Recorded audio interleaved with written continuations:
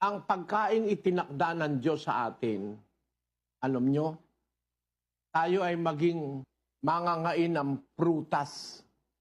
Yan ang unang-unang recommended ng Diyos na pagkain.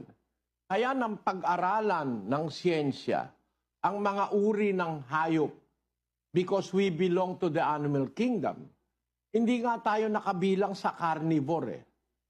Hindi rin tayo nakabilang sa herbivore. Nakabilang tayo sa frugivore. Talagang ang tamang kainin natin mga prutas. Pwede tayong kumain ng gulay eh. Prutas ang talagang pagkain natin, pero pwede tayong kumain ng gulay. May mabuting na idudulot ang gulay. Pero ang patunay na hindi yan ang ating staple food, yun ang hindi yan ang dapat na maging bulk ng ating pagkain, eh, kagaya ng mga vegetarian, ano? Isa pang mga misled yung mga... wala tayo nung cellulase eh. That can digest the carbohydrate cellulose, which is totally undigestible by humans. Kaya, pag kumakain ka ng mga gulay, may mga parte sa gulay, hindi mo nadadigest. Pero tinan mo yung baka, nadadigest niya eh. Puro damo lang ang kinakain niya eh, no? Yung herbivores, baka, kabayo. Lumalaki yung laman nila eh. Lumalaki sila eh. Pero ikaw, tao, kumain ka ng puro gulay, hindi ka lalaki, hindi ka tataba. No? Bakit?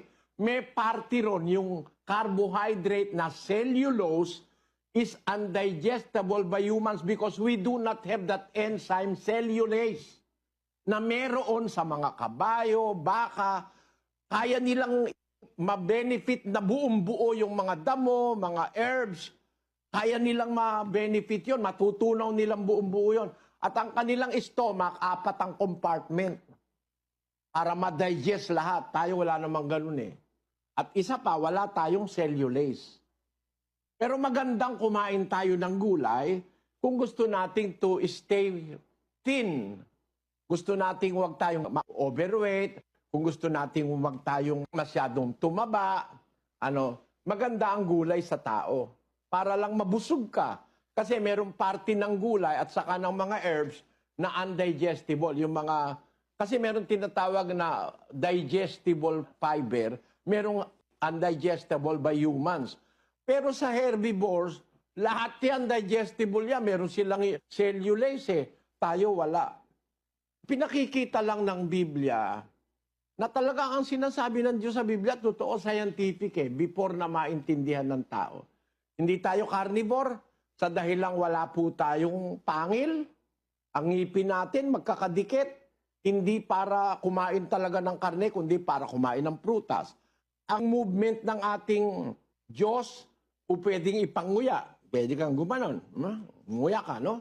Eh yung mga carnivores, pag ganun lang eh. Vertical lang yung movement eh. Pangkuha lang ng karne. Tapos hindi na kailangan nguyain. Lalapangin na. Tawag doon, lalapangin. Nilalapang ang karne. Tapos, sila yung mga carnivores talaga, meron silang tinatawag na enzyme na uricase na nakakatunaw ng uric acid para wag silang magkasakit. Na i-expel yung uric acid. Ang tao, wala tayong uricase. Kaya yung uric acid, pag kumain tayo ng maraming karne, naiipon sa katawan natin, nagiging sakit. Nagiging gout, nagiging rayuma, nagiging marami. Nagiging mga plak-plak ng mga kung ano-anong nakakabara sa ugat, pati sa puso. Yun ang pruweba, hindi tayo carnivore. At hindi rin tayo herbivore sa isang reason na ang ating stomach, hindi kagaya ng stomach ng mga baka, 4 ang compartment. At ang mga baka, meron silang tinatawag na cellulase na makakatunaw ng cellulose na carbohydrate, pampalaki sa kanila. Ang tao, wala tayong cellulase, wala tayo nun.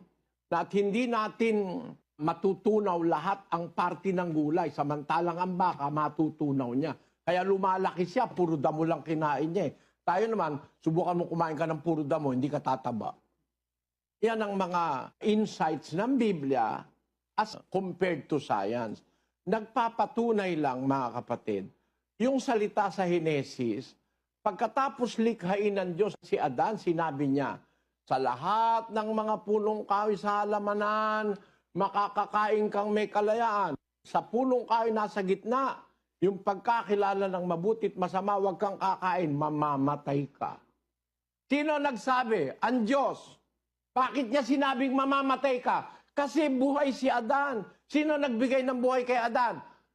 Ang Diyos. Yung Diyos na nagbigay ng buhay, yun din ang pwedeng kumuha. Hindi nang galing ang buhay sa primordial soup.